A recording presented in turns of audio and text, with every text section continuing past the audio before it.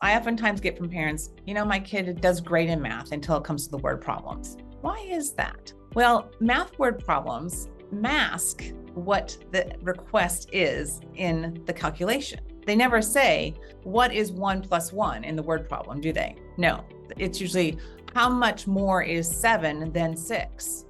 If I have 18, how much less is 6? Right? They're asking you in a way that you're not sure what the calculation is. You're not sure how to set up the formula. So the key thing when you're looking at a word problem and you're helping your child break it down is first and foremost, helping them to identify keywords in the word problem, underline those keywords and helping them create, if you will, an immediate reference point when it says more than, less than, difference. Because if they can set up those keywords and identify them, that helps them to set up what the equation is. Now, the more complex ones is when you have to do 2 or 3 or 4 steps to get to the final answer. And this is where you get to in middle school and high school. You have to be able to do those manipulations. And if you don't have these formulas and steps automatic, it makes it much harder to do those multi-step problems. One of the things I really strongly suggest for kids is to set up what question are they answering and what steps do they need to